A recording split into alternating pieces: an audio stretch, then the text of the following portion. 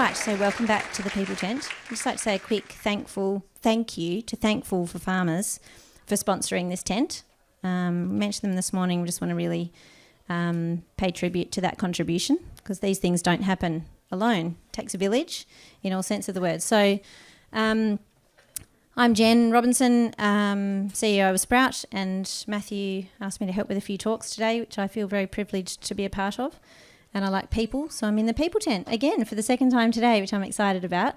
And we're joined today by Chris and Jimmy Eggert. Chris, some of you might have heard Chris speak a little bit earlier. I'm going to try not to. We're both going to try, not to repeat ourselves a bit in the past, but we might have a few bits where we need to do a bit of context setting. But without taking up any more time, I thought what we might do is just go back to the idea. So, Chris, you obviously grew up on a conventional farm, and then, as you've discussed earlier today, had the situation where through sort of, I guess, financial impetus and the costs of commodity prices looked to your conversion to organic. And since then, you know, you've taken this massive journey to look at everything holistically, and you obviously then had your boys growing up on the farm, growing up on an organic farm only, so they've never known any different. Jimmy, I think it really interests me to understand, you know, your life on the farm as a kid. You know, how did you feel, you know, what did you enjoy? We know mostly it's all about the two-wheeled vehicles for a lot of people when they're in their younger years, maybe the four-wheeled vehicles, I'm not sure. But can you paint a little picture for us about what it was like growing up on the farm in your family in that setting, just to paint a bit of a picture for us? Can you do that for me? I probably wasn't as interested in the farm as my other two brothers. Like, I probably have pretty foggy memories, but when I was younger, I used to, I don't know, feed the pigs and the baby chickens for 20 minutes before school. I used to get the eggs. But yeah, I've never driven a tractor, and I rarely milk the cows. And I didn't like milking the cows either. I thought it was very stressful, and I was very afraid to get kicked. Well, I like it now. Yeah, so that's sort of my experience with it. But it was a good place to be. Yeah, it's definitely probably the best place to grow up, for sure. Especially because when I was growing up, we were already organic, so it's a good place to be. And the farm was just improving. I guess my whole life, it's just been improving. It's never gotten worse, really, except for droughts. So. And so I'm interested to understand, where are you I know you've got Billy and your other brother are you in the middle? Yep, okay. And so I guess in terms of that dynamic, how did you feel, you know, growing up on the farm in terms of, you know, the setting from, you know, Chris and your mum and dad, you know, about, you know, where to for you in terms of your career, or, you know, once you were finishing school? How did you feel about agriculture? Was it something you were attracted to? Obviously there were parts of the farm that you sort of liked, other parts you didn't. How did you feel about agriculture when you were getting towards the end of your HSC? I'm not so sure if it was as much about agriculture or a love for agriculture, or obsession with agriculture. I was just looking at all the uni courses, and I was just I don't like any of these. And just the fact that the opportunity was just so there, and I think I was just more interested by the challenge. And I was talking to Dad, I was like, well, is it still built? Because I haven't heard about it in ages, they're doing nothing about it. Can you tell us how that works? It's in a different part of the farm, so how does that yeah, so it's a different farm. It's about 15 minutes away. It's 90 acres. The main farm's 500 acres. And it had a small walk-through dairy on it. So Dad put in a factory, redid the milking machines and all that. So it was set up and ready to go. I just need to clean it all out and that. So yeah, it was just an opportunity and a challenge. And I guess as I've gone through it, I've found more of a passion for the agriculture as well. Yeah. Thank you. Yeah, so I'm going to pass to you, Chris, because I think it's nice for you to set the context as Jimmy's dad to sort of talk a little bit about that the past sort of 5 years, I guess, of the finishing school and your role and what you saw for Jimmy?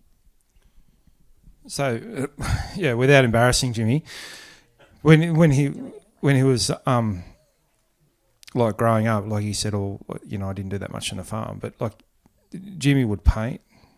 He'd paint landscape at the farm. He could paint. He could do, like, he was good at art, craft, play musical instrument as well. So I've only just been thinking about this the last few weeks. Like, he's a really creative person. Just because, like, he wasn't interested in V8s and, cat tractors and all that sort of stuff, doesn't mean he's not going to be a farmer, a creative farmer. And I think we think, like, as long as Johnny's, Johnny or whoever's digging holes and shoveling shit and all that, like, that's going to make him a farmer, or her a farmer. That's not necessarily right. Like, you see a lot of people that haven't had a farming background that can come back to a farm. So he's like extremely like a bit proud daddy. Like, he's really smart. like at math, English, history, geography, woodwork, all that. Like, he got tremendous grades at school, but he never seemed interested in it. It just sort of like come like natural to him, I suppose. And so one night I was watching the footy, having a couple of beers, as you do, and he comes waltzing in the lounge room. He goes, "Oh, that factory thing you got up there at Huntington, is that still there? That thing up there? What's all that? What's going on with that?" And I said, "Oh, it's just sort of sitting there. We'll get it cranked up there one day." And he goes, "I might do that. I want to do a business. I want to have my own business." So I sort of looked at my wife, and she looked at me, and went, "I don't think you'll do that."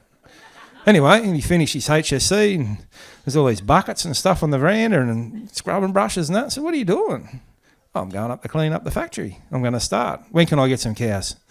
And I say, like, honestly, like, with businesses, like, people plan and do all this stuff, and he just did it. Like, he hassled me, didn't you, like, to get the cows? I said, "We haven't got, like, say, food approval yet and all this." "Doesn't matter. Just get them. Let's start." "You got bottles in the car shed there still?" "Yeah." So I had bottles and everything, like, ready to go. And, like, the pasture I was in there and that. And I had done it, I think, maybe 2020. And I had a few cows there and I started doing it. But I couldn't get a bloody safe food over the line. They wouldn't come, or something happened. Oh, COVID, and then we had COVID, and we had floods and fires and all that sort of stuff. But the reason I built the factory was because of before, when I said about the raw milk and all that sort of stuff, and also, like, I wasn't happy with just the way we were producing this milk, and we'd been organic farming then for like 16, 17 years, but they were still spinning it and, homogenising it and buggering it up and all that sort of thing. So I thought, oh, well, I might... And I tried to get them to do glass bottles and unhomogenised milk and that sort of thing. So that's how I got set up. But it just needed someone with, like... Well, I can't believe, like, people, like, say, "Oh, like, you helped him and you did all this." Like, this kid, the way he's worked in the last 2 years, like, he's not a kid now, he's just, like, out of this world. Like, I thought I worked hard, and my dad worked hard and all that, and my uncles worked hard. But what he's done and has achieved is, like, sorry to blow wind up your ass, mate, but it's like, I've dead set been, driving along in the car and just, like, burst into tears. I'm that proud of him. Like, what he's done, it's pretty cool. Like, anyway, I'm done. Thanks, Chris. I think it's a testament to you as a human and a parent that you've actually given someone not only the grace to kind of make their own, what maybe you thought was going to be mistakes or things, along the way, but to give him the opportunity to have a crack. I think that says a lot about you as a father and, your relationship together. Jimmy, so you set out to have a crack at this business. Can you tell us a little bit about what those first, months were like? It's a massive undertaking to think about not just the farming side of things, but then you're starting a brand new business, brands, labels, food safety, customers, distribution, all of that stuff, you know, it's a massive undertaking when you think about it. Can you just paint a little picture? Because I'm, you know, help sort of bring some of the people in the room today along on a little bit of that journey for me. Yeah, so to start with, I had everything set up. I just cleaned the factory. Pasteurised was working. I was doing like trial runs in the middle of the night. And I just needed the labels, so I couldn't get them from one like local company, so I got them from another one. Decided I was going to start on January the 9th. So I started then. I just rang up a bunch of local shops because I thought, well, I don't know how to market. I'll get them to do it for me by just having it in as many places as possible. So I just rang up all the shops and got about 4 or 5 of them, delivered to 2 of them on that day, January the 9th.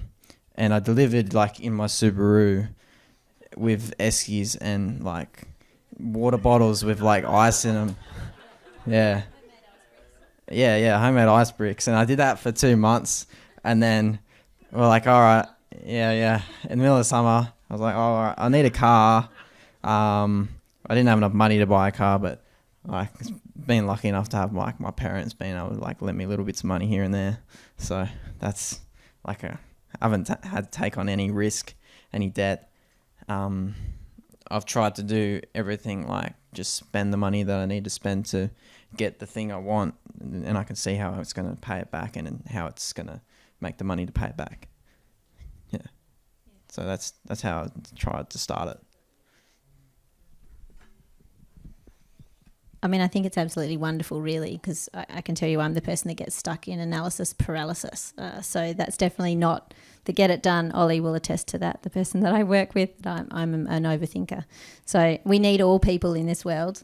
So I think it's wonderful that you grabbed the bull by the horn, so to speak. Chris, you know, we've talked a little bit about, you just outside today actually, about, you know, the modelling that we have from our parents and, you know, some of the things that we try either not to do or to emulate based on, you know, the things that we've had around us. So how is it for you, you know, as a dad, you know, what are you mindful of, I guess, in this relationship? Because, you know, you are running separate businesses, you're on separate farms, but you're still family. And I'm really aware that you know, have talked a little bit about that dynamic and the things that you're mindful of being, you know, Jimmy's parent, but also someone who wants to enable him to do what he wants to do. Like, yeah, I'm conscious of being his dad, number one, and being like helping him in his business, number 2, with my experience. And sometimes like you get, you know, like I get frustrated with him and all that sort of stuff, and like, I got some grey hairs, I'll tell you, the last couple of years. She hasn't all been plain sailing, but you know, like if I go up there and milk the cows for him in the morning or whatever to give him a hand, like the first thing I do is cuddle him, because like, you know what I mean? Are you all right, mate? And you keep going. Like he's like, sometimes he comes out of his caravan like I'm thinking, Jesus Christ, he's gonna make the day out, because he like lives in a caravan next to his dairy. And he's bought himself like a shower and toilet block and all that sort of thing. So like his employees can have a shower and go to the toilet, like, you know, don't have to run down the bush behind a tobacco tree or something. So, so I think, yeah, that's the main thing. Is like try and think like I'm still like your dad in that. Just yeah. So and yeah, it's with the yeah. We talked a little bit about. I think. Yeah, you go. Yeah. I think I'm just mindful for the record. I know it's hard, isn't it? You're doing a wonderful job. We talked a little bit about the idea of, you know, building value on the farm, but, you know, without shackling someone like Jimmy or yourself into debt that's, you know, pushes you down a pathway that you can have no return from. Can we talk a little bit about that? Yeah. in reflection over the last 2 to 3 days, thinking about what we've done and all that, and it was sort of purposefully set up like that. So the factory was built probably over a 5-year period where we did little bits and pieces, a bit of plumbing, some electrical work, put the cool room panels in, did the concreting. So it wasn't like a massive like burden straight up, if you know what I mean. It's just like maybe when we could afford it, and we're just out of, just like a little bit financially a bit better off, we might put a bit of money into that factory. Because I knew like it was a cracking farm and it had piece of potential, because like I knew when I took calves up there or heifers up there or we cut silage off it and that, everything just went up another level. Like even though the farm at Redbank was really organic for even longer, and it was going well, but there's something about that soil and that there, like it's just really good. So the big thing with Jimmy's stuff is we obviously lent him a little bit of money to start with, and he's paid it back.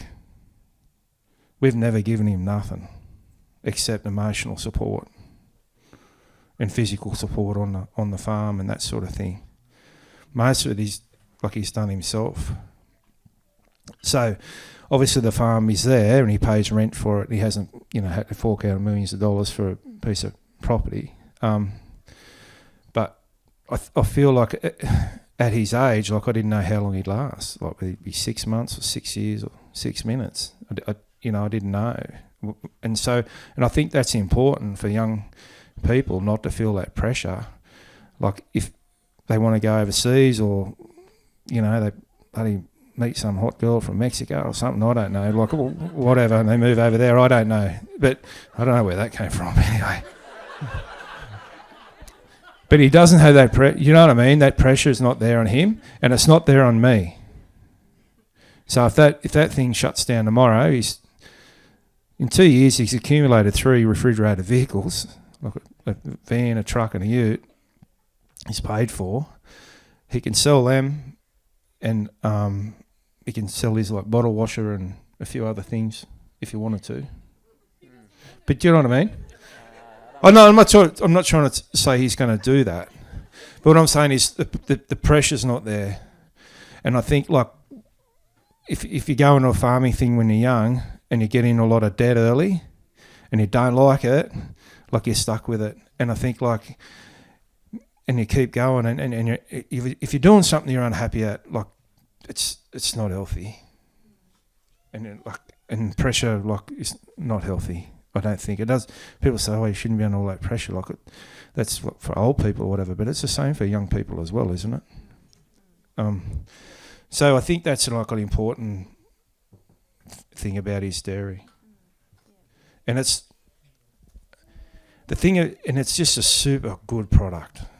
Like it's a cracking product. It's beautiful milk and beautiful yogurt, and we've been talking about the nutritional value and testing stuff and that a bit today. But I had this dude tell me this ultimate thing, and I thought that's the ultimate scientific experiment there.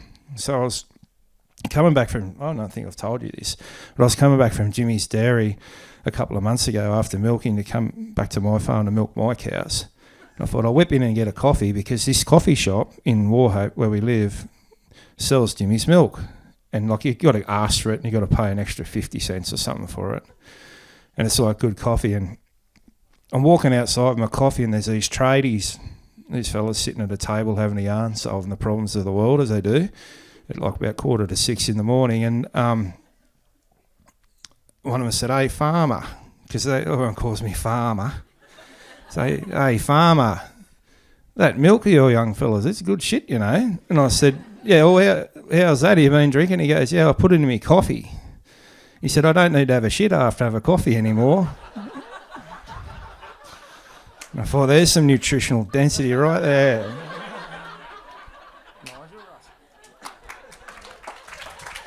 Oh, that is brilliant. Oh, I love it when you go off script, Chris. That's so good. So, it's a great product, Jimmy. Yeah. Can you paint us a picture of what life is actually like for you now? So you're 2 years in, is that right? And you've gone from doing everything yourself to now. Can you just sort of tell us, what does a week look like in the life of Jimmy with the micro dairy? Oh, yeah. Okay. I milk 40 cows. Yeah. So I live in the caravan, which is in a shed, which is like right next to my factory, like my dairy, my factory, and my shed with my caravan and my toilet in it. So basically I live and work at the same place. And I can just get out of bed in the morning. Like I milk at 5 these days, which is pretty good. So I get out of bed and go get the cows. I've got another employee who gets the cows as well. I milk them, bottle it. I've prep bottles. I've got a label bottles, I've got a wash bottles. Every day of the week there's a delivery. Some days there's 2 deliveries. Saturday and Sunday are just like, I got to make a whole lot of stuff, like a lot of yogurt, a lot of milk. They tend to be like the busiest days because it's hard to get like people to work for you on those days. So yeah, like every day is pretty much the same, but like I like the weekdays the most because like you can go to CrossFit in the Arvos, and that sort of splits it up a bit. I can eat a steak after CrossFit and then I'll go to bed. And I don't mind that. I like that. Can you go through your delivery logistics and how you had to mould that? Can you repeat mine? It's all about home deliveries and that too. Oh yeah, deliveries. So I deliver north on a Monday. Tuesdays is south and locally. Wednesdays I go south. So I go between Bellingen, Sawtell, and down to the Central Coast area. That's like 7 hours for a Monday. My biggest one's like 10.5 hours. I got someone doing that for me now. I've got my cousin doing that for me. It's good. I was glad to get rid of that one. They were all like I got my employees to do them first. So I was sort of at the factory and I was able to do like my accounts and that. I do home deliveries on Fridays.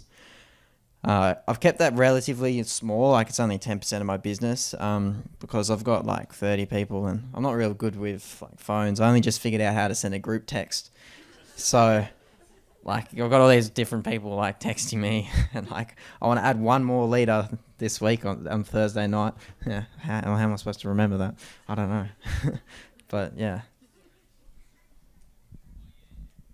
So with the work that I do here in Tassie, we're often, coming across and building relationships with people who are often in your same situation, not often at the age of 20, but sometimes in their 20s. And one of the things that, they enjoy the most out of being a part of our organisation is that they get to build networks and connections and learning from their peers, essentially, in terms of mistakes other people have made maybe and benefiting from their hindsight and that kind of thing.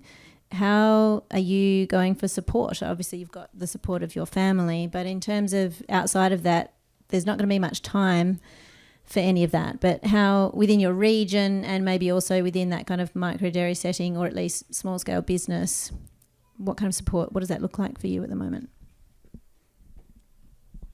I've got plenty of like people who support me. Like in our region, like it's actually pretty good. Like nowadays we've got like my parents' farm, obviously, but there's a few more like ones at Comboyne and you probably don't know where that is, eh?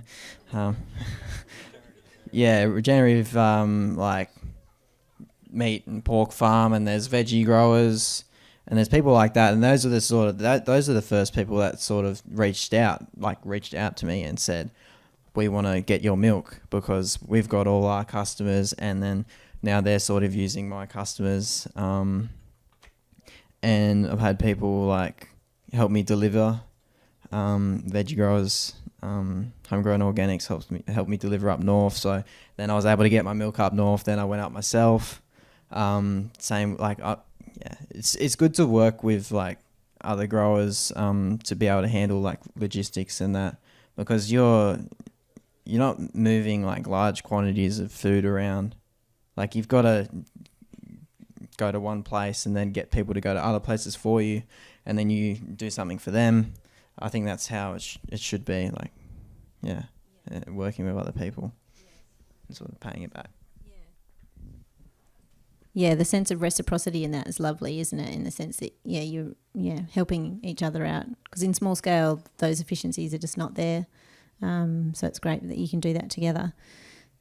So, Chris, I mean, you're, selling your milk through the Norco Co-op, and Jimmy's doing direct to consumer. Any future plans for, what are your thoughts? I don't. I just I just don't know what to do. I just my contract's up soon, and it they've been really Norco's been pretty like good to us over the years, I guess, but like they seem to be moving in a different direction. They're wanting to make fake milk, like genetically modified milk, and they're going into the plant-based milks and all that sort of thing. Like I'm more interested in like health and like feeding people proper food, So, I don't know what to do there. Like I'm in like a fair bit of debt because we bought neighbour's property in 2016, came up, and I was a bit like what Ian was saying before, like I just had to buy it. Like I asked like a couple of my mates, and they said, well, you got no choice, you just got to buy it. And so that, I have to have a certain level of production to like pay for that debt. Like I just didn't want someone buying it and putting chemical on it. Like there was a turf farmer looking at it, and another dairy farmer that's a heavy chemical user, and it runs through the place, our other farm. It's like, it's been a massive learning curve for me in the last 2 years. Like watching what Jimmy's doing, like from 40 cows, what sort of like income you can make if you have to do some work. It's like you don't mind me saying? Yeah. Well, he's turning over 50 grand a month from 40 cows. So, I mean, like if you're a dairy farmer or something like that, you'd probably think that's not real, but he's making, like he's, probably grossing between $4 and $5 a litre, because like he's making quite a bit more yoghurt now, like so, and it's all he does with that is put, what's it called, cultures in it.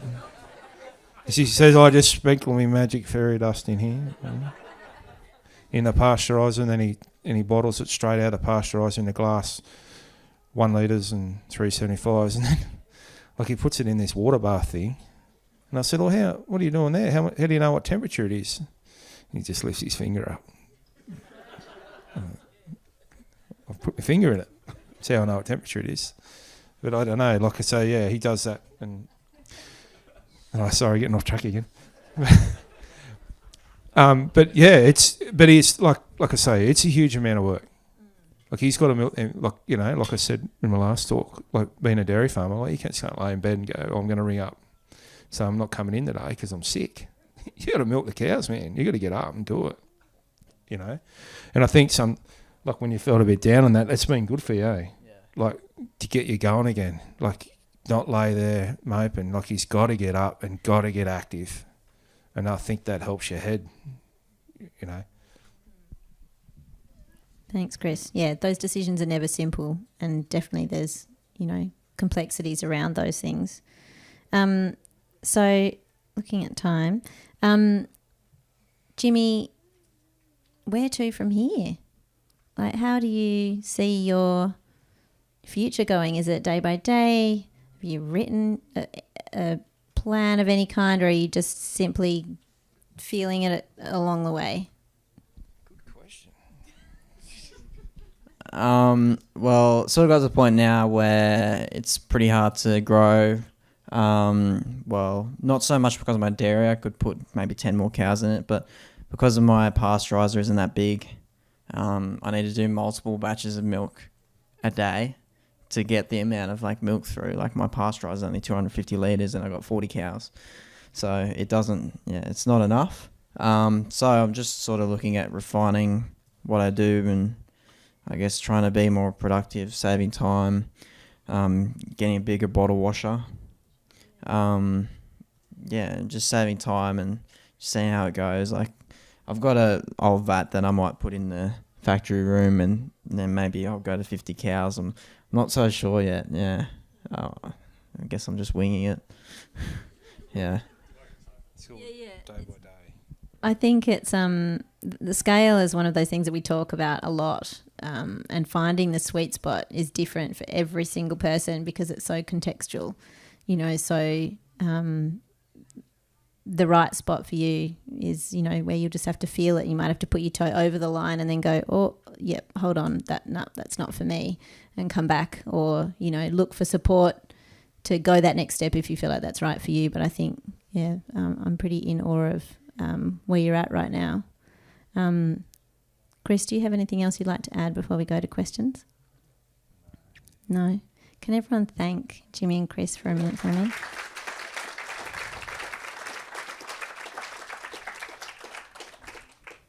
Right, questions. You know the drill. You've been around the traps today. You either shout it with your diaphragm and I'll repeat it, or you can come up and chat on the microphone if that's what you'd like to do.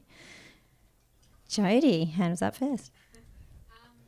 Thank you for that, Jimmy. I'm wondering, I came in a few minutes late, so I hope you have a piece of it. What motivates you to run this micro dairy and to make a successful business? I'm just curious, what motivates you to keep going? Yeah, Jody's asked what Jimmy's motivation is. We did touch a tiny bit on it, but maybe Jimmy can answer it again for you.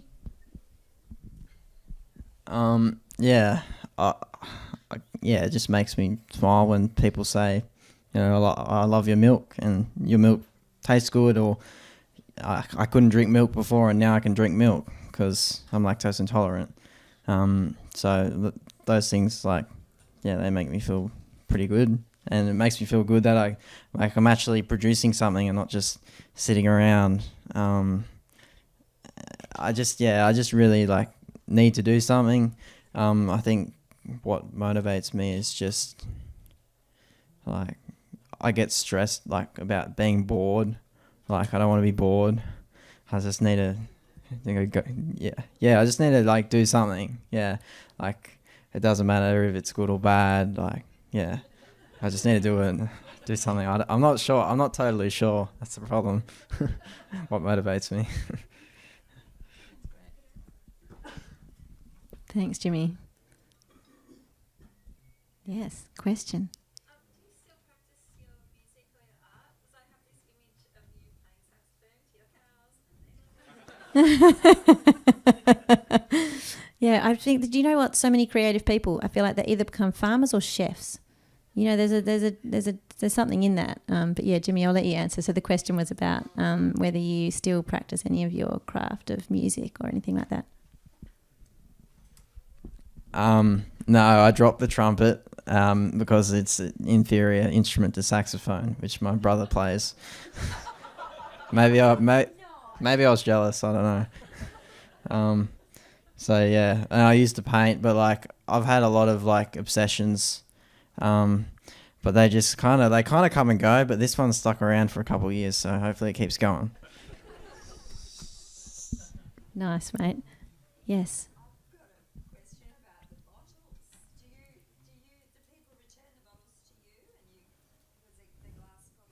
Yeah, can we do that? You can talk about lids if you really want to, but I know that's a bone of contention. So yeah, you can talk about how that all works. So when I drop off the milk to the shops, I pick up the empty glass bottles. I got a $2 deposit system. So when I drop it off, I charge $2 extra. When I pick it up, I give the $2 back. And the shops do that with their customers, the individual shops. With the lids, I don't want the lids back because you can't reuse them. They got this plastic lining on the inside. It doesn't work. Plus, I don't have the equipment to clean them all the time. So I try and get people to take the lids off, and I've got about 50% so far. But I got mum made up some signs. She does all that stuff for me. She makes up signs, and we put them on the shop, like shop doors, fridge doors. But yeah, it's not really working that well because people don't read that stuff anymore. They got very short attention spans.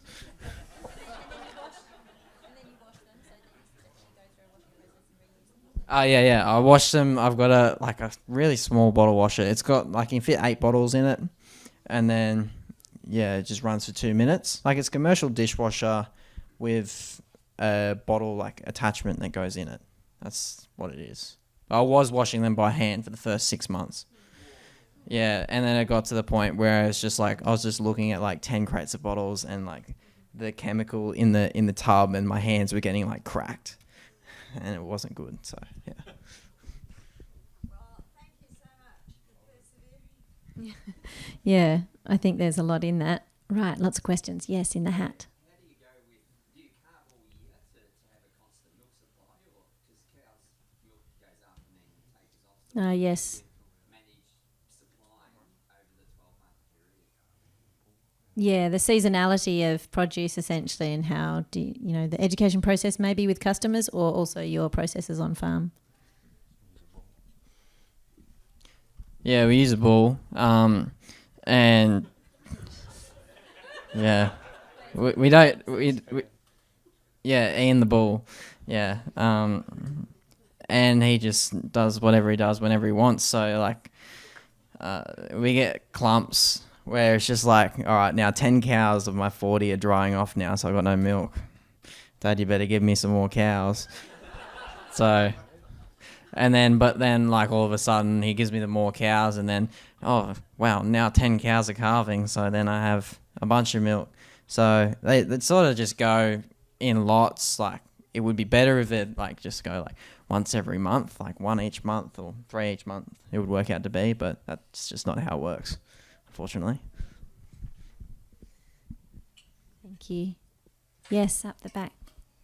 How supportive have the regulators been in your state as you've kind of gone through your journey of milking yogurt? I was going to be very surprised if we didn't touch on the regulatory environment in this conversation. So I knew a question would come, which is why I didn't ask it. So thank you. So Jimmy, do you want to talk, about the regulation with food safety? Yeah, and don't worry, it's a safe space. I don't know if they've been that supportive. Well, at the start it was good because Dad had trouble trying to get them before, but I sort of got him to come have a 10-minute look for free, which was crazy. But and then they were all right, you're good to start. And I was yep, right, I'm starting now. And I was in production for 2 months, so I had 8 cows and had a bunch of different shops for 2 months, and I was supplying them all milk without having an audit yet. But then I had an audit, and then I did all right, but that meant they came back in 6 months, and then I failed the audit, and I got fined because I missed a few milk tests. I didn't drop a few milk tests in. I forgot. That wasn't a good enough excuse. Yeah. But then she came back a few months later. Yeah. And I got an A on that, which was a pretty good grade. So she didn't come back for another year. And then she came back a few months ago with this other lady, which is the big dog, the one that busted Dad, I think. So I don't think she trusted me all that much, and she sort of brought up a lot of things that I did well in. I didn't have any new old things that I'd failed on. It was just a bunch of new things that I hadn't even thought about, that she sort of caught me up on. And I did really badly. And she's supposed to come back anytime. And the thing about them is that this time they're not telling me when they're coming. They're just going to rock up. So if they rock up today, then I'm not going to be there. So that might be good. But yeah, I don't think they care about food safety. I feel like they just care about keeping their job, sometimes. Like, yeah. And yeah, I don't like them. I don't like them. I think raw milk should be legal. So yeah, that's what I think. It's totally fine. Don't stress.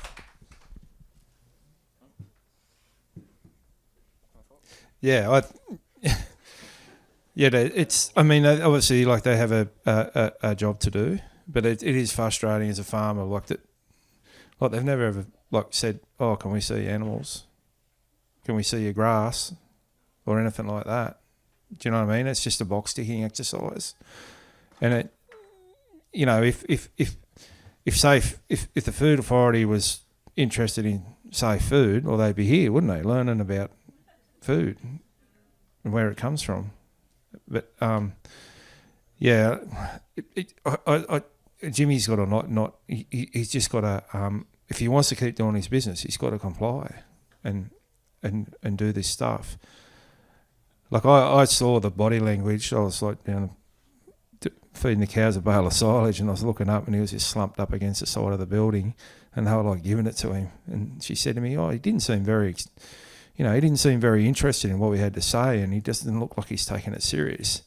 And I said, "Well, if just like, the joint was clean, he said no problems, no complaints, he's pasteurising it properly, and all this sort of, I said, what's the problem? Oh, there's a spider web. I've seen a spider. Like, I said, you've just like berated him. Like, what's he supposed to do? Do you know what I mean? So, and now, like, when you talk about mental health for farmers, like if you know, like some authority's going to show up any day, stick a badge in front of your face, and potentially shut your business down without even telling you you're coming. Now, there's some stress going on there. Do you know what I mean? It's stressful for all of us. Every day we're thinking they might come today. Oh, geez, there's a scratch on the floor there. Oh, shit, we haven't taken the bin out. You know what I mean? Like, it's just like not helpful at all. Like, at least they could do is just give us a call. And they charge him the same as they charge big factories. Like, they're giving it to him. Like, so, yeah, I don't know. It's the only like probably negative thing I get a bit negative about, but he's just got to accept it, I guess. Do you know, I think we have that conversation a lot here in Tassie as well, is the idea that, the hoops that you have to jump through, Jimmy, are the same as the large operations. So we have, we don't have scale-specific regulatory frameworks. And here in Tassie particularly, I've been coming at this sort of supply chain processing perspective from animal processing, but it's the same for any other kind of food safety environment, is the idea that I would really like to see government get better at being a part of the culture of bringing about good outcomes both for farmers and for eaters and everything, rather than coming down on people with a regulatory stick. Because ultimately, that's the end of the chain. What we want is a collaborative approach to advise and coach new, aspiring, amazing people within this industry to give them the tools that they need. And often I get past the card that, oh no, there's a conflict of interest.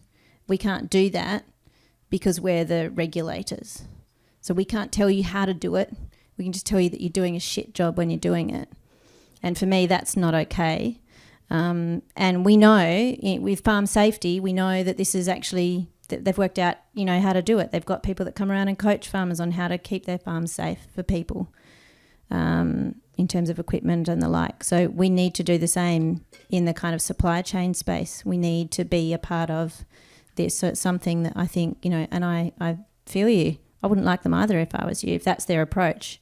Whereas if they were maybe sending an advisor to come and give you coaching tips to navigate what is a massively complex regulatory environment, like you'd be like, come, excellent, thank you. When can we make a meeting? Rather than go away because you're hitting me over the head with a stick. So I think a real enabler would be to have more of that approach. Sorry, I just stole the floor again. What should we... Still time for questions.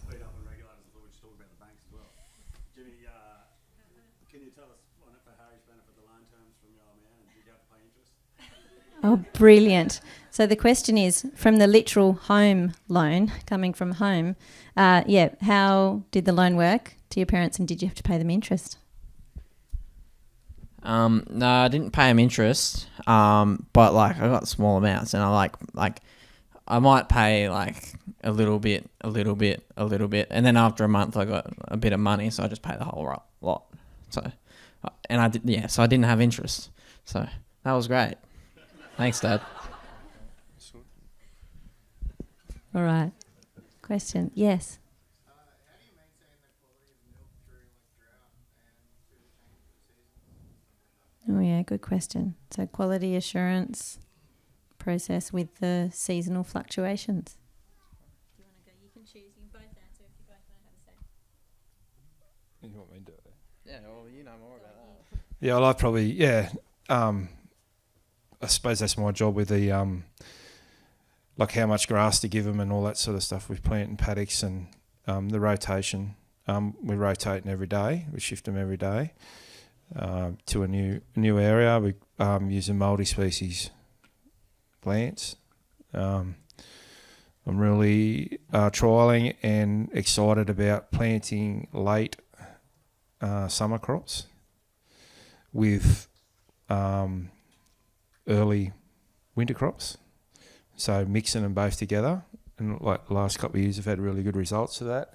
Like say you haven't got a winter feed gap.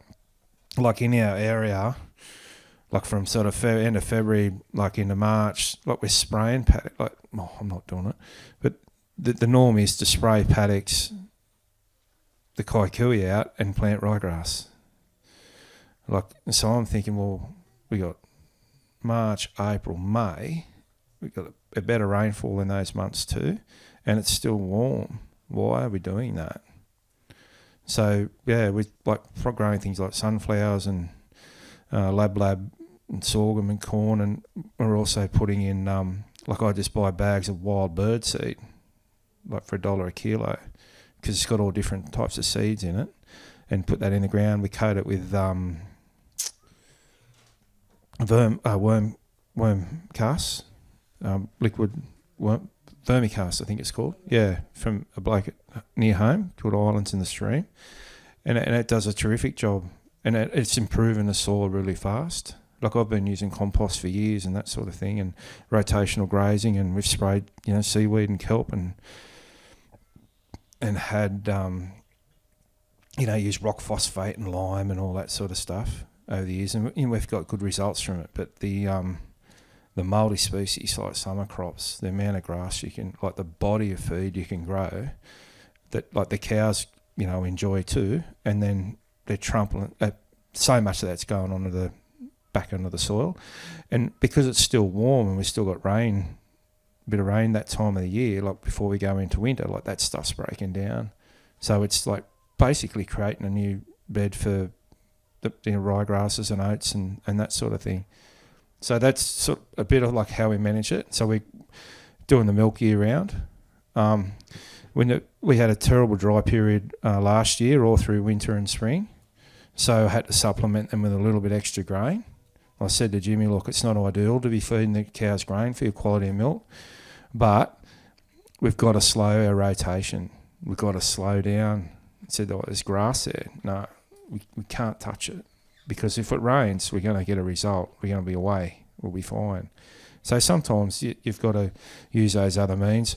Like I was using a bit of silage and that sort of stuff as well to supplement it. But like by then, I think we didn't have that great a quality silage. We'd used it ourselves, like on the other farm. So, but like I said, as long as the cows got to, they've got to be in good condition and good welfare. And when the season breaks, and it will break, it'll be right. We're ready to go because we've got that ground cover. So I think he's aware of that sort of like ground cover and all that, aren't you? Yeah. You understand that? Do you want to talk about it? What, ground cover and that, how important it is? Sure. Yeah. So Dad's idea is sort of fast growth, fast moves, slow growth, slow moves.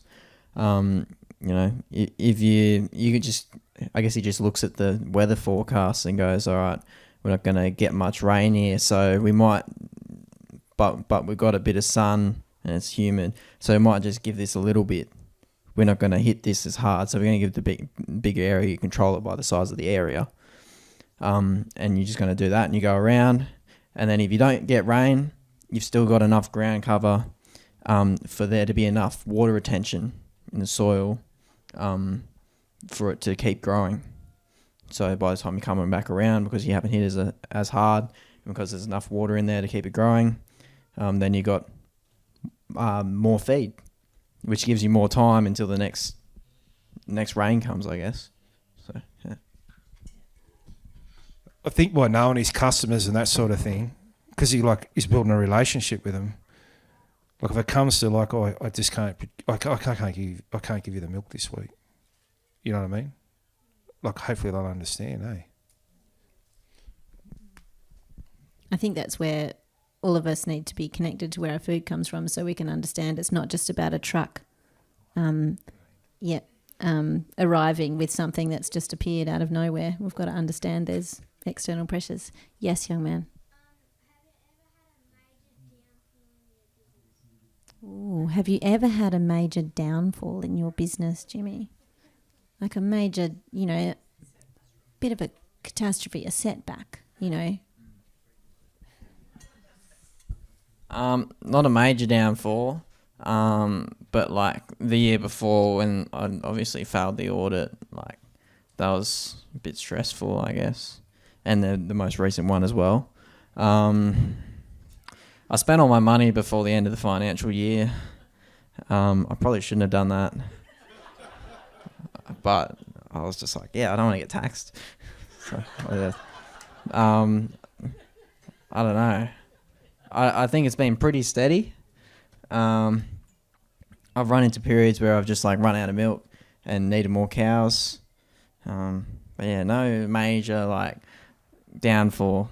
I guess they'd have to shut me down for that. Can we say that maybe to the even younger generation than you that it's okay to make mistakes? So everyone makes mistakes. Even us adults, we're not on any kind of pedestal. We're in exactly the same place as you, and we all make mistakes, and that's okay. It's how we learn from them, and the support and the village we have around us to help us learn from them and move forward. Right, I think I've got about 3 more minutes. Is that it? Oh, good. Okay, good. Yes. Oh. No.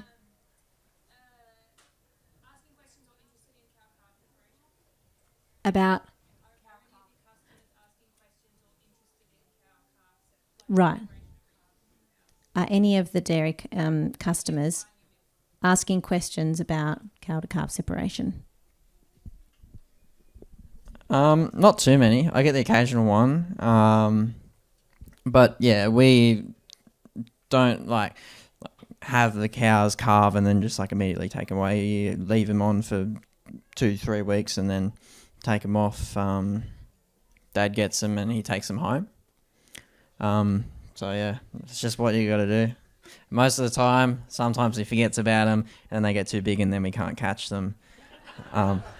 They're too big. But yeah, they're like the calves you can feed a calf like 2 liters of milk a day, but it'll like if it's on its mother, it'll drink up to like 4 or 5, and like since my milk's like pretty valuable once I put it in the bottle, then it gets a little bit expensive. So yeah, that's why you got to do it, I suppose. Thank you. I think it's interesting to see what customers are actually thinking about that side of things. So yeah, it's interesting. Oh, are you taking a double dip? You double. Very quick question, just to follow on from that. What's the most, like, why do you think people do like them? And what's the most common question you do get around your business? Yeah, why do people buy your milk? Why are they paying more for your milk? Like what feedback have you had? Obviously, we've heard a little bit about people saying lactose intolerant. Now I can actually drink milk, which is fascinating. We need some research done on that. Just in your spare time, you need to link in with some kind of university researcher. Talk to the boys at the coffee shop. A lot of people like, because where I am, like people aren't like too affluent. Like a lot of people, and it sells well locally. It sells a good price. So what I get mostly from the local people is your milk just like tastes really good. Like, I don't know why it tastes good. It just tastes good. So they buy it because it tastes good. So I think that's probably like 50% of the reason why people buy it. And I think it's the reason why people should buy things, because like with anything, eggs and meat or whatever, if it tastes good, it probably is a lot better. Like if it tastes like nutritious and fatty and like lots of fat, it's good. So that's like the main reason. And then there's other people that like want to support me because I'm local. They want to support me because like it's better than supporting a big dairy company, I suppose, because I'm putting money back in the local community and paying the tradies to fix my core and beans and all that. So that's good. Paying your CrossFit gym fees. Yeah. Right. One more question and then we're out. Yes. Do you think this is the future of dairy in Australia? Many smaller factories and moving away from big Wauchope? Oh, big question for the last. Okay, this is the last one. Do we think that micro dairying, or at least small scale dairying, is the future for dairy? And I know in your last talk, Chris, you touched on quote unquote the shitload of energy that is spent on actually producing milk in the large scale way. Chris? Yeah, absolutely. Yeah, it's obviously like more people have got to do it because the farms will be smaller. I don't know how you stop them from getting bigger and that sort of thing, getting out of control again. I guess like if their milk quality drops or something like that, people wouldn't buy it. But the thing I noticed with Jimmy's in the last couple of months is like he's got 5 casual employees, all right? And like he said, he's employing tradies to do stuff on his farm, and they're coming and this is cool, like what he's doing, and so he's meeting people that way, and it's creating with those I wouldn't like to call them workers, people that work with us. Yeah, it's creating like a small community. Like if, they're meeting each other and they're becoming friends and all that. It's really, it's good and they're bringing like Ian was saying, like they're bringing a level of energy to the joint, and it's just got a good vibe. Like, and it just feels good, I guess. But yeah, I don't know. Like like we talked about the raw milk before. Like if that obviously have to be a lot of education around that. But like if we can bring out like a vaccine jabbing everyone when we had COVID within 6 months and shut everything down and just tip the world on its head, like surely like, regulating something like raw milk wouldn't be too hard, would it? like in the future, people say, it's just too hard, you know what I mean? Like, There's not much regulation around horses. yeah, and chicken and stuff like that, like. Well, from the survey or whatever, but and Macca's and all that, but yeah, I'd love to think and see like in a micro dairy like hopefully it's not a dream, like maybe in a few years time, like that'll like if we could be drinking raw milk from like regenerative farms, like our health and that would just be so much better. Like yeah, I suppose we can dream.